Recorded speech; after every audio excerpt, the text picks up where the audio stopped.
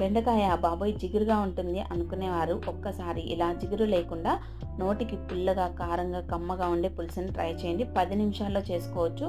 చాలా టేస్టీగా ఉంటుంది. జిగురు లేకుండా ఉండాలంటే ముందుగా బెండకాయలనైతే శుభ్రంగా కడిగి పొడి క్లాత్తో తుడుచుకొని ముక్కలు కట్ చేశాక ఒక 10 నిమిషాలు గాలి కారనిస్తే జిగురు లేకుండా ఉంటాయి. స్టవ్ మీద పాన్ పెట్టుకొని ఆయిల్ వేసుకొని ఆవాలు, జీలకర్ర, మెంతులు వేసి వేయించుకున్నాక కట్ చేసిన ఉల్లిపాయలు, పచ్చిమిర్చి చీలికలు, కరివేపాకు వేసి కొద్దిగా సాల్ట్ యాడ్ చేసుకుని ఉల్లిపాయలు మెత్తబడేంత వరకు కుక్ చేసుకోండి. ఉల్లిపాయలు కొద్దిగా రంగు మారేటప్పుడు ఒక 2 టేబుల్ స్పూన్ల వాటర్ యాడ్ చేసుకుంటే ఇంకా సాఫ్ట్గా కుక్ అవుతాయి. తర్వాత దానిలోకి అల్లం వెల్లుల్లి పేస్ట్ వేసి పచ్చివాసన పోయిన తర్వాత ఉప్పు, కారం, ధనియాల పొడి తగినంత వేసుకొని మసాలాలు ఆయిల్ పైకి తేలేంత వరకు కుక్ చేసుకోవాలి.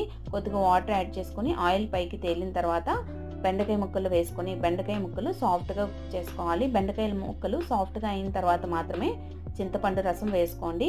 మీరు తినే పులుపుని బట్టి చింతపండు రసం, అలానే గ్రేవీ కన్సిస్టెన్సీ బట్టి తగినంత వాటర్ వేసుకొని సాల్ట్ యాడ్ చేసుకొని కలిపేసుకొని మూత పెట్టుకొని మీడియం ఫ్లేమ్లో ఆయిల్ పైకి తేలేంత వరకు కుక్ చేసుకున్న తర్వాత ఫైనల్గా సన్నగా చాప్ చేసిన కొత్తిమీర వేసేసుకుంటే నోటికి పుల్లగా, కారంగా, కమ్మగా ఉండే బెండకాయ పులుసు రెడీ అయిపోతుంది. అస్సలు జిగురు ఉండదు. వేడివేడి అన్నంతో ఆమ్లెట్ కానీ వడియాలు వేయించి కానీ సర్వ్ చేస్తే చాలా ఇష్టంగా తింటారు. మీరు ఒక్కసారి ట్రై చేయండి.